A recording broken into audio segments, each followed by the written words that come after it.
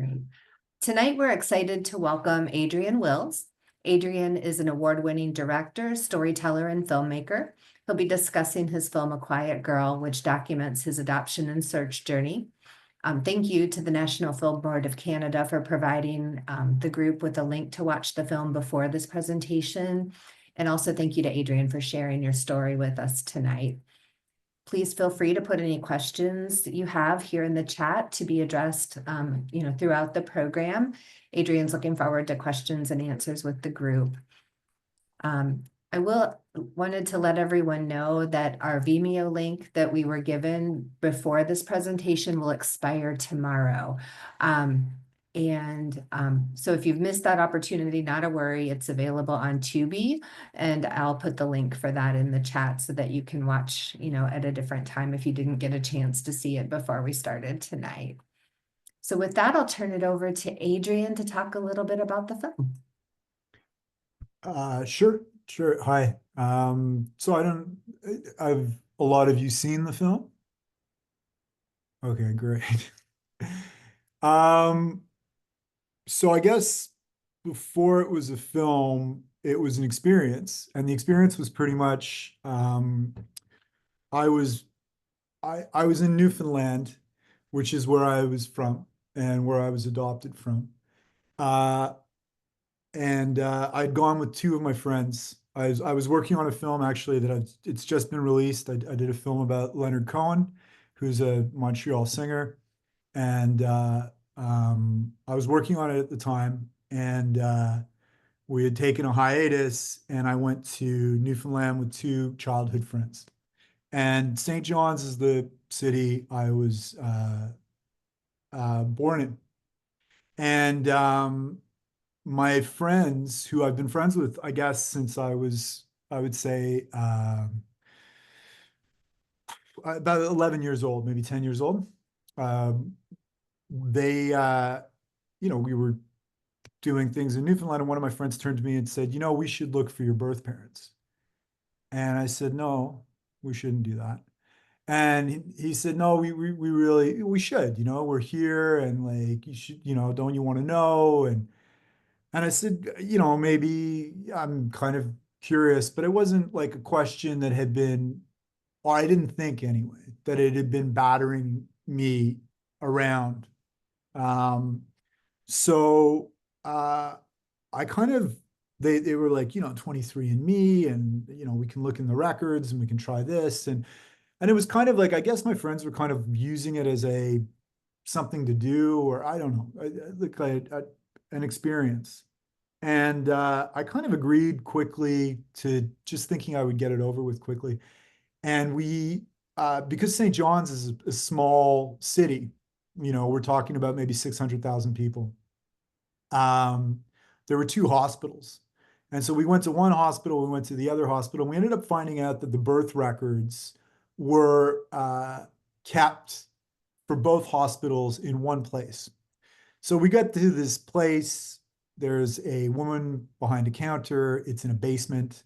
And I walk up and I tell her the story, which is, the story was that I was adopted at 3.5 months. And that I was from St. John's, I was from Newfoundland, and that I had a name. I had this name that was in my computer, but I didn't really think much about it. I wasn't even sure if it was real. But my adopted mother at one point had said to me, I think this is your birth name. And I got it because your birth mother was supposed to get some information at the time, and they sent it to me by mistake. And so I got your name. Now, none of that really made sense to me, so I wasn't even sure this name existed or was real. But I gave this name. I told them my birth date, and I thought, she asked me to pay $10, and I thought that was the end of the story. And about 10 minutes later, I got a call. I was in the car. We were heading off to get lunch. And the woman had called me right back, and she said, I found your birth records.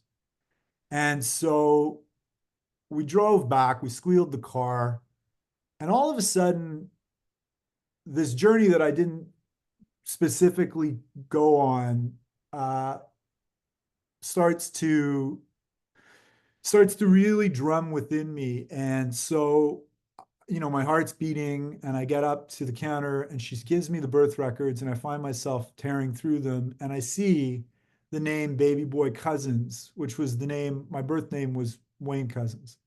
And all of a sudden it makes me, there's something happens within me where I realize that I was another person, that I was really attached to another family, that there were other people involved, that it wasn't just, I don't know, it wasn't something that was intangible, but actually something that became very tangible for me.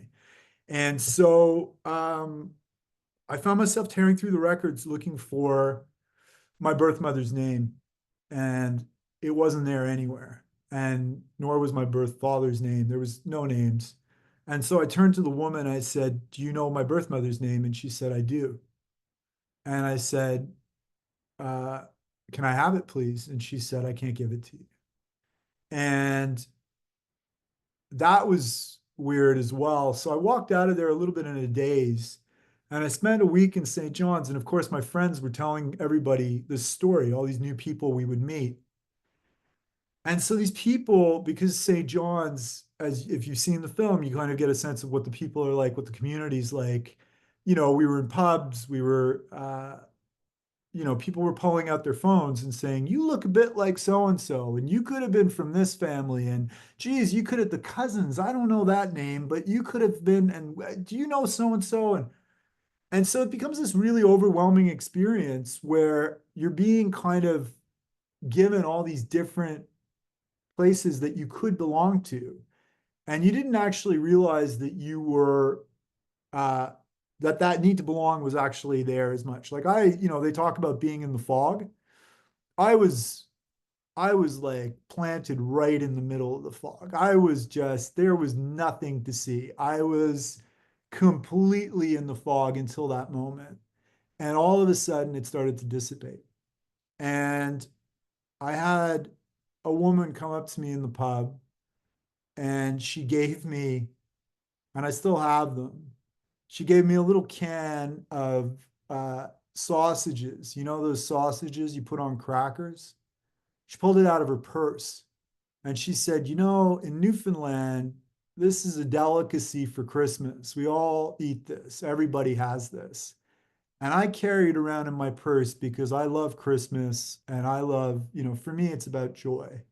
And I want you to have it because I really hope you find what you're looking for. And so I found myself in this really bizarre situation where the last night in Newfoundland, I kind of, started to put all these things together. And I thought, okay, well, the way I make sense of the world, or the way I've made sense of the world for many, many years, is I'm a filmmaker. I've been a filmmaker for since I was really, really young, actually. I started making films when I was 18, and I started acting when I was like 9. And I used to do voice dubbing for cartoons when I was a child. So it was really part of my way of speaking to the world. And so I found myself with this situation, and I thought to myself, well, I should make a film. So because I've made films before, I've made a lot of different types of films. I worked with Cirque du Soleil for like something like 12 years on and off, maybe 12, 14 years. And I had a couple of films. I did some really big films with Cirque du Soleil. I followed the Beatles show, the Love show. I made a film called All Together Now, which was basically looking at the remaining Beatles and the wives coming together, trying to create something for George Harrison. I made the Michael Jackson film for Cirque du Soleil. The head of Cirque du Soleil, when he became a space flight participant, he went to Kazakhstan and Russia to train and then went to space. And he asked me to make that film. And so I'd made all these films of following these journeys of other people's journeys. And I found myself in this pub on the last night of St. John's thinking, well, I should make a film about this. I don't know what it's going to be, but I should make a film. And so I went back to Montreal and I knew somebody at the National Film Board and I kind of pitched what I had, which was nothing. I had nothing. I had, these birth records and I had one thing, which was that the woman's friend, the woman who gave me the sausages, her friend had said to me, in Newfoundland, there's a radio station called Voice of the Common Man, and it's been around since 1936. And Newfoundland only became a province in Canada, the last province in Canada in 1949. So this radio station was even before Newfoundland was part of Canada. And she said, they used to do something where they would have people go on the radio and they would they would say, I'm adopted and I'm looking for my birth parents, and give whatever information they had and see what people on the island, they call, Newfoundland the Rock, what people on the Rock would say and what kind of information people could help with. So I knew that I had this avenue. And so I went back to Montreal and I basically said, I want to start this journey. And I was incredibly, like, not just naive. When I say I was in the fog, I was in the fog of so many things. I was in so much in the fog that I literally didn't think I was making a film about my adoption. I thought I was making a film about other people's adoption. I thought I was going to go and do what I had done with all these other films. So when I made the film about Cirque du Soleil, when they asked me to make the film about the Beatles, I made it. They didn't ask me to make the film specifically about the Beatles, but anyway, I made it instead of just about Cirque du Soleil and the Beatles. I kind of made it about the Beatles themselves and about how they were a family that was kind of dysfunctional. And finally, they were coming back together. And when the guy who was going off, Guy Laliberté, who was going off to space to make his film, and he wanted to make his film about space, I convinced him that it wasn't going to be just about him, but I was going to go and film with every astronaut and cosmonaut I could find, because he wasn't an astronaut yet, and he couldn't tell me what it is to go to space until he actually goes. And so he could be somebody who is trying to join the most select group in the world, but he couldn't be just the focus, and you needed to hear other people's voices. And so that had been something I had done with a lot of different projects I had done. So I assumed that that's what I was doing with this. And that's what I was really starting with. I was starting with this idea of trying to find out kind of what it meant to be a Newfoundlander, what it was like. It was kind of very quietly trying to understand how, what adoption was in some ways. And yeah.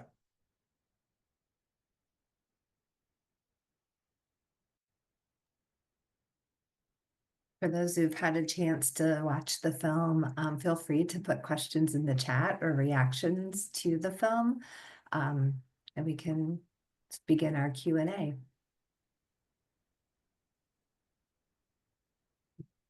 I wanted to just kind of dig in a little bit to what that process was like for you, Adrian, as you were, simultaneously coming out of the fog in a deeper way and then documenting that at the same time. That had to have been challenging. What was that process like for you? I mean, there's two different processes that are occurring. So one is the process that some of the people I'm assuming here know, which is the process of searching and understanding what it is to search and all that that entails. And so, so I did what I did with every film I've made. So when I made a film about the Beatles, I informed myself as much as I could about the Beatles. I read everything I could. I watched all the interviews. I tried to learn as much as I could so that when I had the moments that I had to speak with these people or to film with them, I had a point of view. I had something I wanted to know. And I I was informed and I had real questions. And so when I did this, it was the same thing. So I started to listen to, I watched every film I could watch about people who were adopted and who were searching. I read books. I read everything that I could. So, starting with, I don't have the names of the books right now on the top of my head, but what's the wound, the primal wound, starting with that and then just moving through. Uh, and then I really started to listen to a podcast called Adoptees On, which was um, a podcast that I found to be so useful in terms of just understanding that so many people were going through, or that I wasn't alone going through this experience. I mean, because you know, I mean, I can't speak for everybody who's adopted. I can speak to the people who I've spoken to who were adopted, and there's a sense of, uh, I think there's a sense of solitude of how you go through your life, and you know, there's a lot of different things. I mean, you're trying to attach to people, uh, you know, and at the same time, you don't feel, or I don't, I mean, like, again, I can't speak for everybody. I can speak for myself, but I don't feel what I assume other people feel, like I'm a storyteller. So I can kind of, I try to project myself into other people's experiences and ways that they see, or some form of empathy. And so when I look at other families or I look at people who aren't adopted, I always think to myself, well, it's so interesting because they don't even question, you know, that they look or move or inhabit the world the same way as the people in their family. And when you don't know the people in your family, you, I think, create your own form of callous, and that callous basically creates a sense of solitude where you don't have anything to compare yourself to, and so that you always do feel like there's a sense of the other there. So there was that process of learning just what it is to search, and that was something that I assume everybody who's adopted who goes through the searching process goes through. And it's I think it's a question of, you start to, I don't know, you start to both take off the layers of your skin and add new ones. And it's the same way that the skin is, I don't know, there's 10 different layers of skin. It's the same sort of thing. They're minute and they're finite, they're fine, but they're there and they're constantly covering you. And so in a sense, you go through a form of transformation. And then filmmaking is a whole other thing because I'd never made a film like this. I had never uh, ever made a film like this where I'm not interested. I'm not a very public personality. I don't kind of I've never um, used social media to great degrees. I tend to be very uh, um, I care very deeply about the people who are in my life, but I don't reach out to people. I don't come in contact like virtually. That's not how I engage with the world. So to make something where like, I didn't even know, like I told you, I was going to be the main character in the film.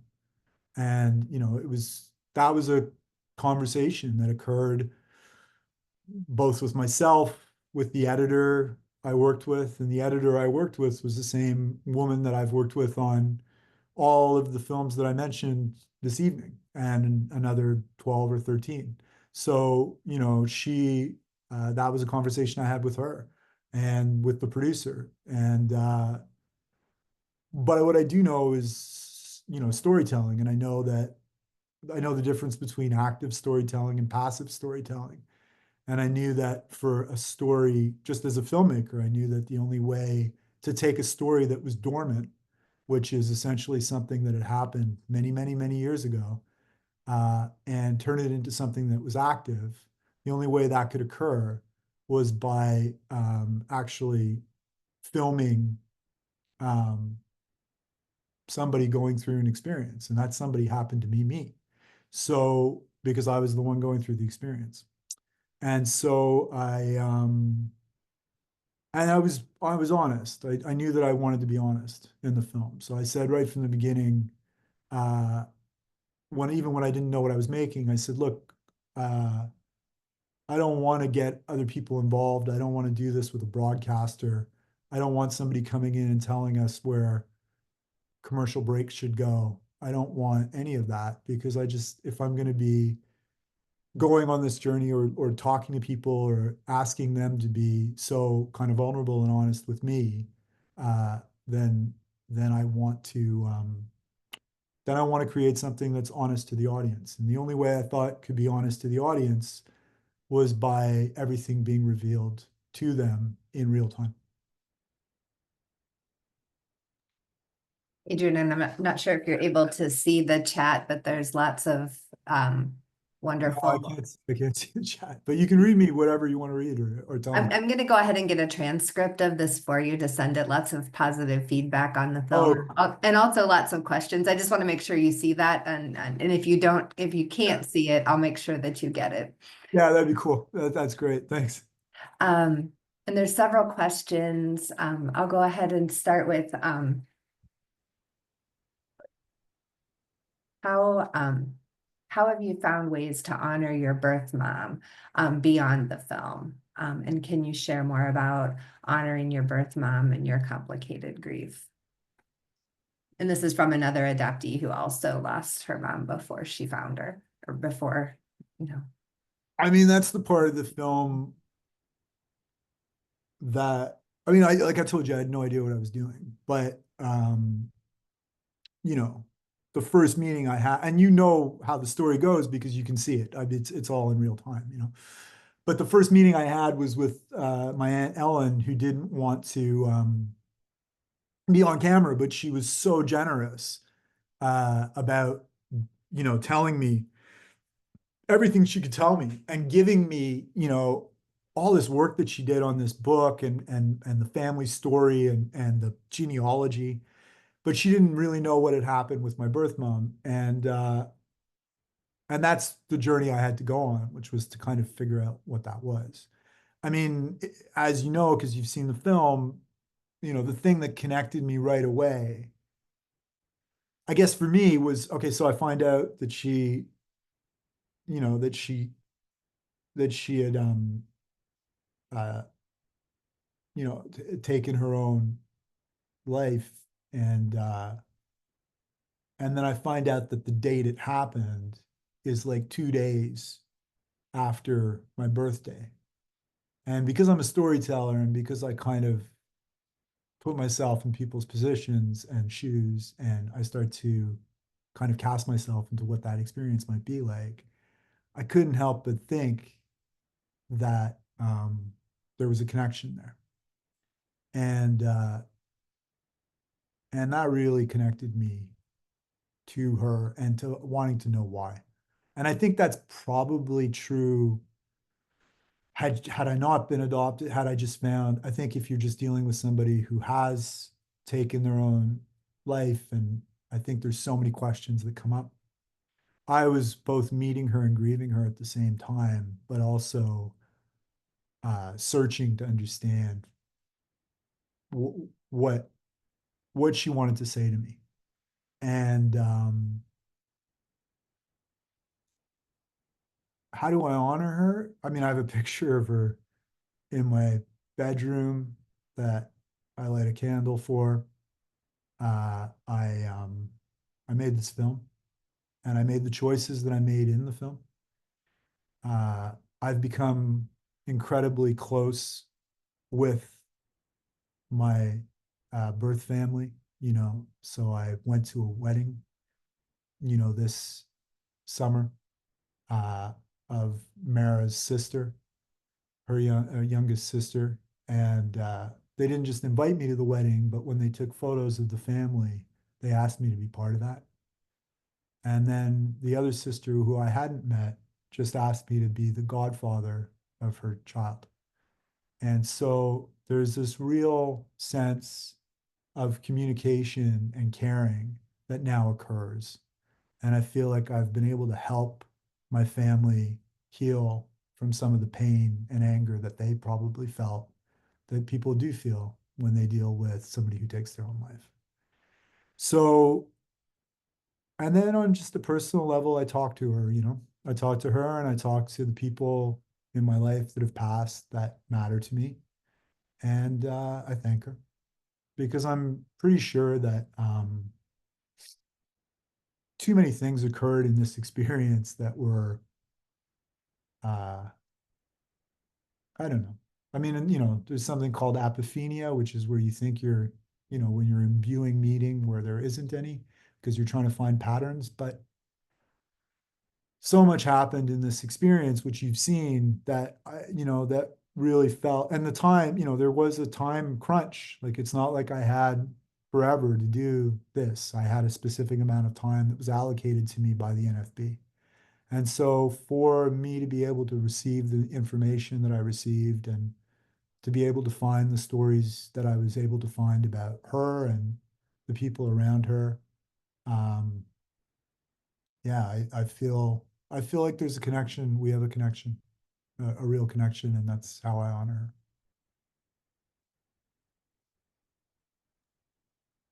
What was it like filming with your aunt? That was a significant turn in the film? And the question was, what was that like, that whole process with them? Which one though? Like, so there were two. There was my aunt in Arizona Joanna, who was able to answer a lot of questions.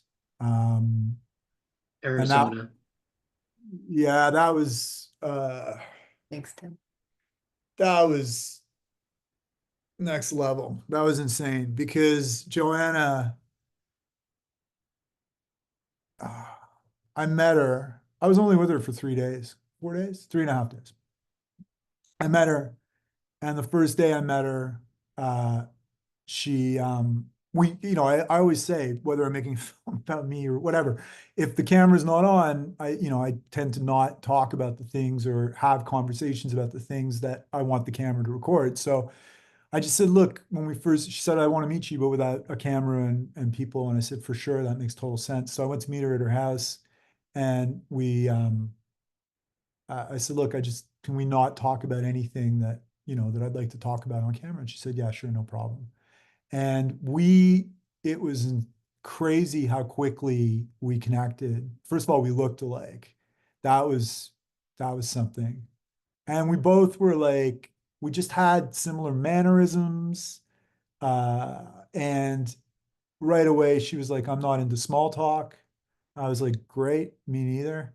And so we just got right into it, and I felt so at home with her.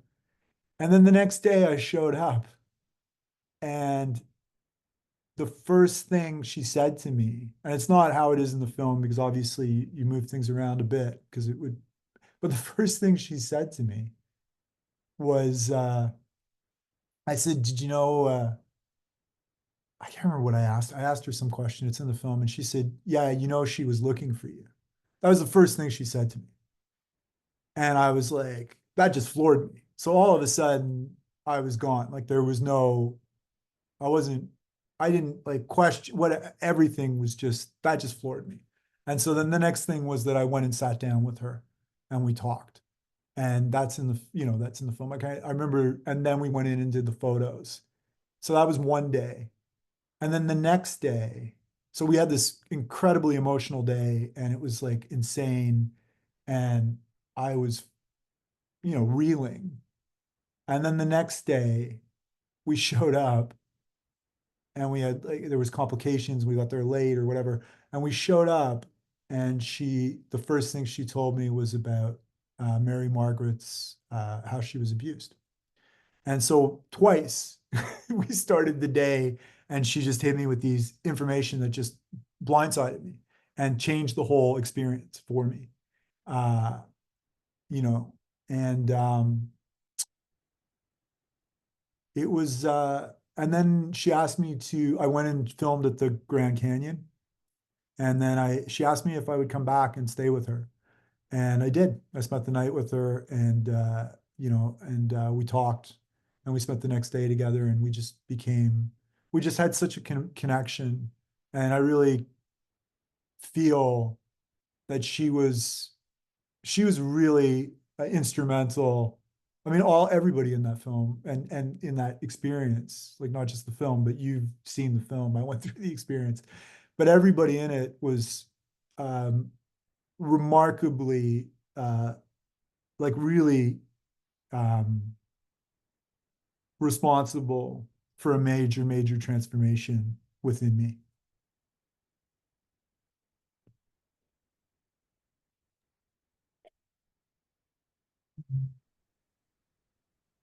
I have a follow-up to that. How did your what was the greatest part within yourself that you found or discovered? Were there any surprises, any changes in yourself you noticed as you went through this? I mean, it was such a strange experience because I went through, like, you basically watched me go through grief. Um, so I kind of understood how I went through grief, I guess, and who yeah, I guess it gave me a lot of strength, doing this experience, learning things. It gave me a sense of, yeah, it really allowed me to, and I don't think it gave me strength. I think it just allowed me to see strength that was there and that I maybe wasn't looking at. And, and it allowed me to refocus what I should look for and look at within who I am and how I go through life. I mean, I said, because I did a master's as well, right? While I was making the film, I went back to school. So even though I'm a filmmaker and all that stuff, I knew that I had to, because I'd never made a film like this before. I knew that I needed, like, you know how when a building is being made, there's scaffolding that's put up? I needed scaffolding. So I went back to school and I did my master's in film. And in my master's, I used this experience, and I also wrote a thesis about it. So I went through, I made the film and I wrote a thesis. And so all the reading and all the stuff that I've been doing, I was able to, put that in and be able to, put that together in something that made sense and that I guess finalize it in some way. And I said at the end of the thesis, I had this like moment where I realized something. I can't remember when, but I did. I realized that, like, I was talking to you before about how there's this sense of solitude when you're adopted. In my case, and then, like, again, I'm not talking for everybody, but I realized that I realized that, like, from being a kid, from my earliest memories, I thought the world started, like, I started against the wall, and that wall, and I just started walking from that wall, and that was my life. And that wall was huge. It encompassed everything. And if I looked up, I couldn't see the sky. It was just the wall. And I just walked from there. And I went on and I created my life. And in doing this experience, um, I realized it wasn't a wall, it was a dam. And the dam broke. And when the dam broke, I saw everything that was behind it. And behind it was just this vastness and all these things that I was connected to. And that's literally what this did for me.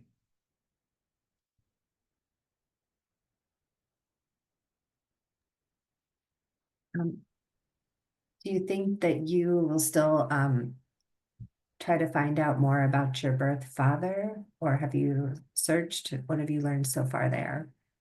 I don't think I will, I think, I mean, I spoke to Ellen a bit about it. I have a sense, I have some information. Um, I don't think the family is particularly interested in meeting me. Uh, and I don't know if I want to put myself through that again. Uh, you know, it's a huge experience to go through. And I'm not sure, especially when I know the family's not interested in talking to me. I figure now, if they're interested, somebody will watch a film and somebody will contact me. And I think I'll go there because, one of the things I realized when I was talking about when I did the thesis was I looked at all these other filmmakers and people who'd made these films. I started to ask the question, you know, essentially, is transparency, even though audiences expect it, is it healthy? You know, is it is it healthy? And you need to be very careful when you embark on these experiences, whether you're filming them or not, about making sure that you're taking self-care and that you're psychologically, that it's a good thing for you to do. And so my feeling usually is if somebody doesn't want me to come to a party, I'll go to the movies.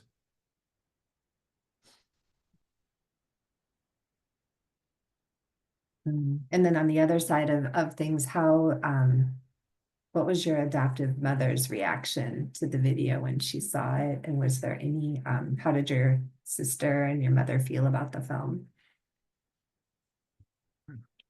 My sister's never seen the film, and my sister and I, it's a more complicated relationship. In fact, my sister's never seen any film I've made, so she also hasn't seen this one.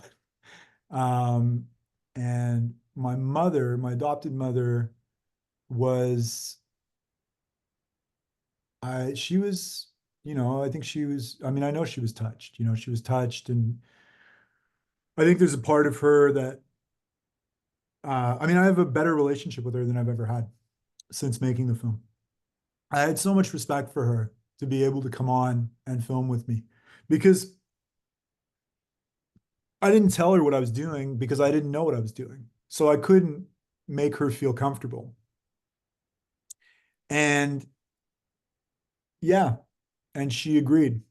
She went into the void with me and she agreed. And that to me, there was a real level of trust on both sides. And I think when she saw the film and she saw the way how I told the story and what stories I told and what the tone was and what the feeling was. She was really proud, and she is proud. And I mean, I know that because she shows it to the family and she shows it to her friends and she talks about it. And I see my mother quite a lot. Now she doesn't live in Australia anymore. She lives in Malta, so it's easier for me to get to. And she's getting older, so I make a point of trying to get there when I can.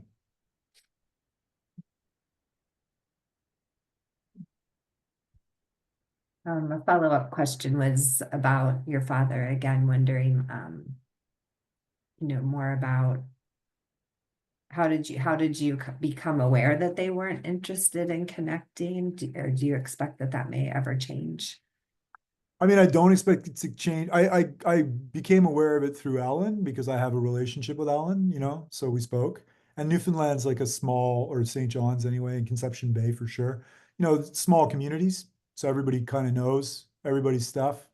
Um, I know he's passed away, so there's not even somebody that I can meet. So then you're talking about, yeah, I mean, I go with, I guess in some ways I go with instinct, and intuition. And my intuition tells me that this isn't something that is the right place for me to be going. And I really do feel like, my film is out. People in Newfoundland, it was talked about. Um, if somebody was searching, I'm probably easier to find. So, at this point, I I don't feel. I mean, obviously there's a sense of curiosity. I'd love to, but I don't have the same yearning that I had when I was looking for my mom. I really don't. I don't know why. Maybe, like I said, because I know that the family, or, I trust Ellen implicitly, completely. And if she tells me that the family, I know that she would give me any information that she could that would bring joy or love to my life. And so if she tells me that they're not interested, in looking and seeing me, or that she had sort of threw out the word and the word came back that they weren't interested. There's not much I can do there. At some point you need to accept it, I guess. Part of life. Thank you for that. Um, Another question that came through, was it difficult for you to read your mom's responses as you were telling her what you were doing and what was happening? Like my adopted mom, was it difficult for me to hear what she was saying as I was asking questions? Is that or like as we were going through the film? Um, was it difficult? I'm trying to think.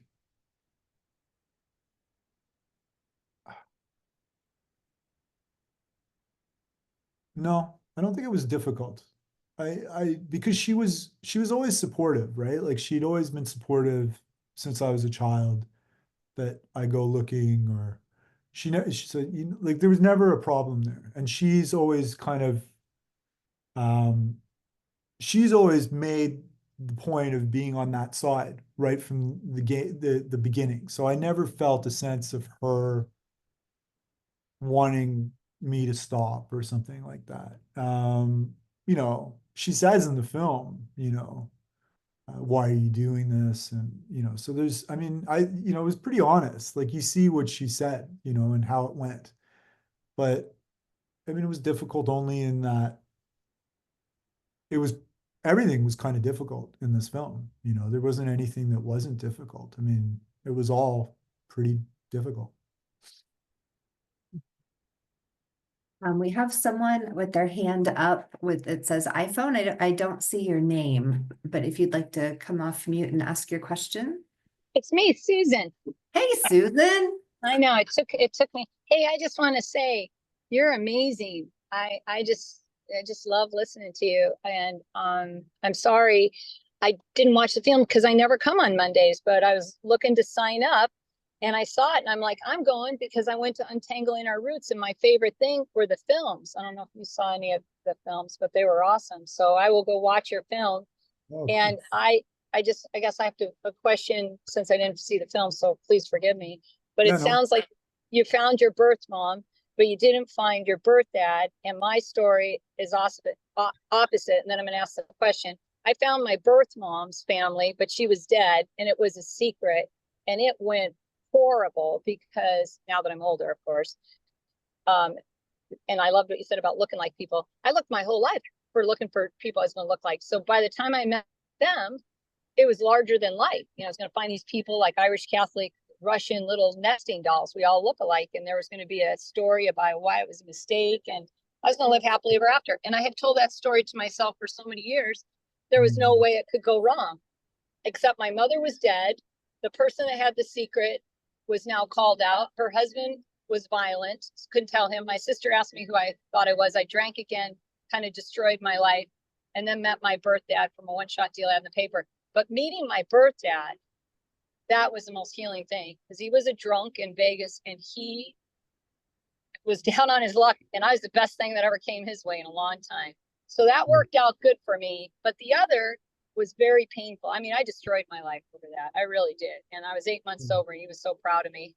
And I rebuilt it. But I guess, how do you deal with rejection? Which I think would be a great topic in a movie. It's the rejection and the how can you not want to find me, or how can you not want to know me, or how, and I know it's more about them, but the rejection I internalize and then hurt myself. So how do you deal with people not liking you or rejection? Yeah, for sure. I mean, look, that's a crazy story. I'm glad you found your birth dad, and I'm glad that you guys were able to that you were able to give him something too, right? Like that's pretty awesome. And that you were able to that you changed each other, in that experience. That thing with rejection, I mean, yeah, that's a whole other experience. I mean, that wasn't my experience in the sense that I never walked in the door, right? When I heard just kind of the whispers of, well, they're not really that interested, I was like, cool, that's good. I'm good. That was enough for me. I didn't need that because I was anyway, the story, you'll see the film, I was way more interested in the whole other story. That was the story that was really affecting me.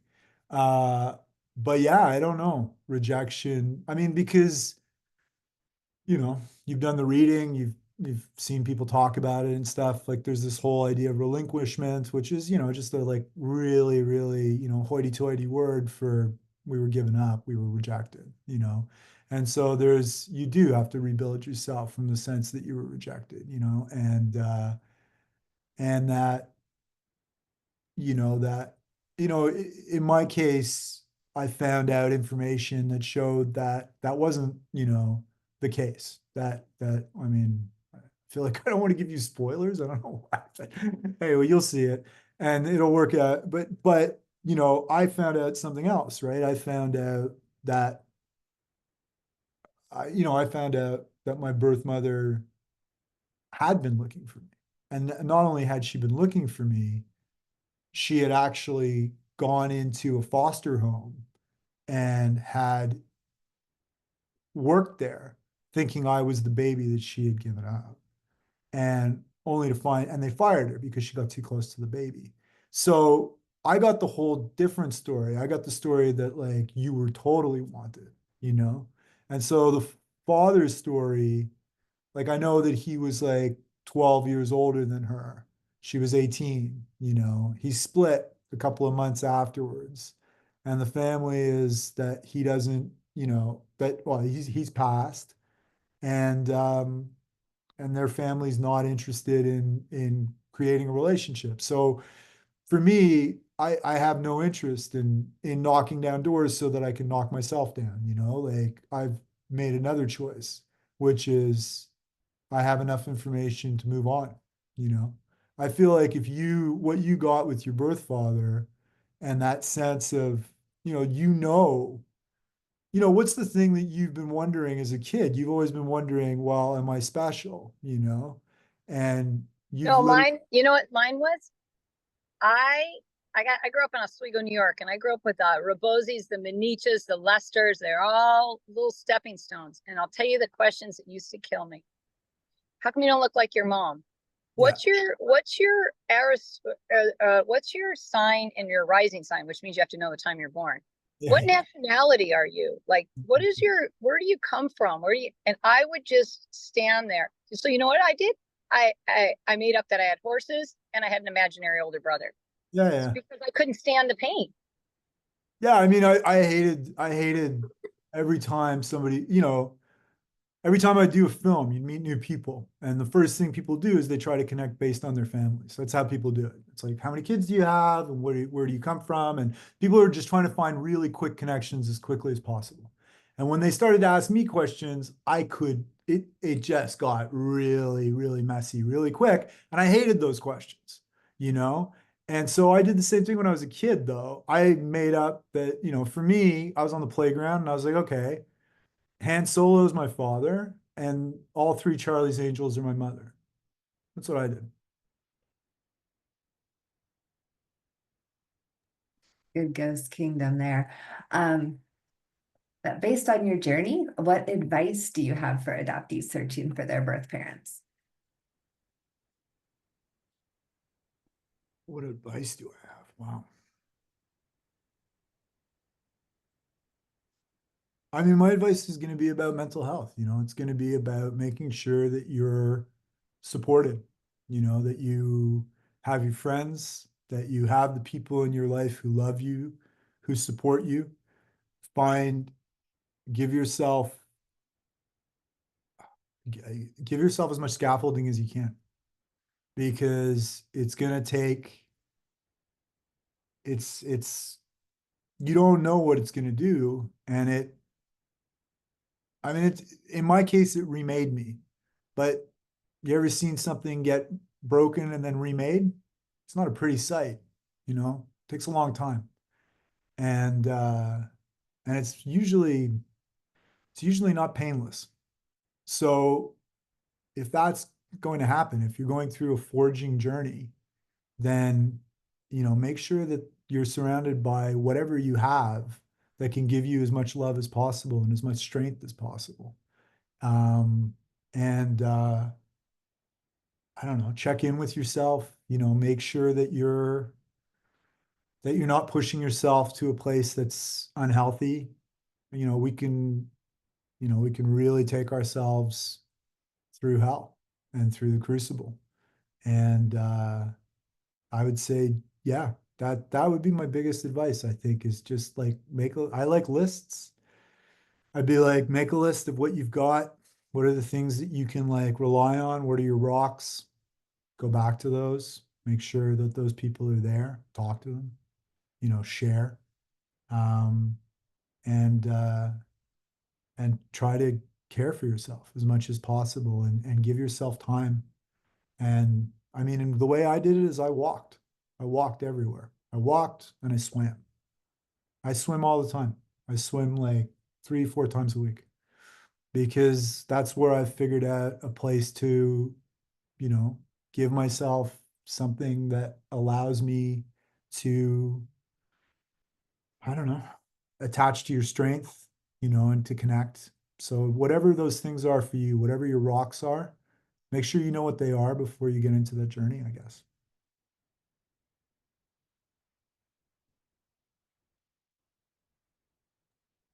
Just wanted to let everyone know that I did put the link for where to watch the film if you haven't already done so in the chat. It's in there a couple of times. I also put some resource links for support groups that Adoption Network Cleveland offers for people connected to the adoption constellation, general discussion meetings, meetings for birth parents, DNA discovery, search, all of that good stuff. It also links to our calendar so you can get involved in other upcoming programs that we offer. One more question that we had in the chat was, what led you to make that first trip to Newfoundland with your friends? I was really, it was just a weird confluence of events that occurred. Maybe kismet, I don't know. It was, I, my, my adopted mother had a stroke and she was in Australia and I was going to go see her in Australia. And I ended up it took me 3 days, but I got in touch with the hospital and the doctors and the nurses. And she was like, don't come see me, I'm fine.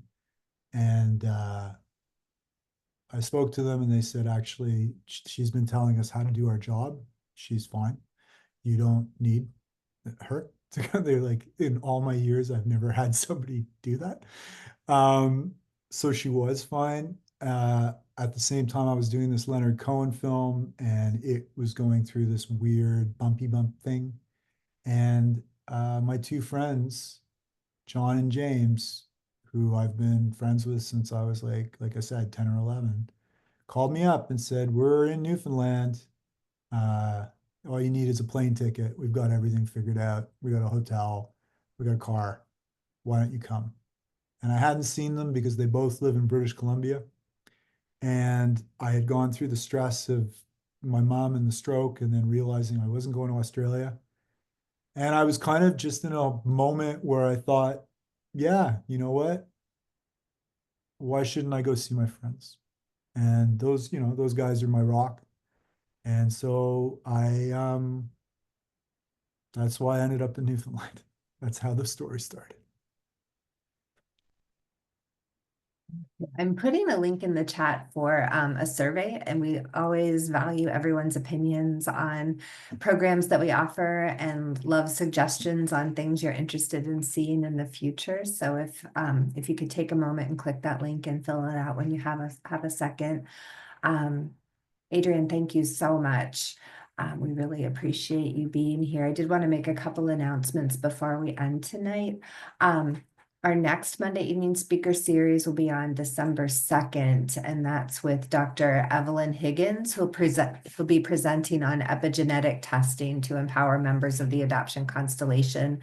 And we'll finish our 2024 series dates on December 16th with Svetlana Sandoval sharing an international adoptee's perspective. And more information and registration can be found on our website, adoptionnetwork.org. We are a nonprofit organization serving individuals and families impacted by adoption, kinship, and foster care through support, education, and advocacy. And we're a membership organization. We hope that you'll consider joining as a member to keep our programs going. To find out more about our organization and support our work, visit our website, please. Thank you to everyone who joined us this evening. And Adrian, thank you for sharing so much this evening and for your film. We really appreciate it. Great. Thanks so much for having me. Nice to meet you. Bye.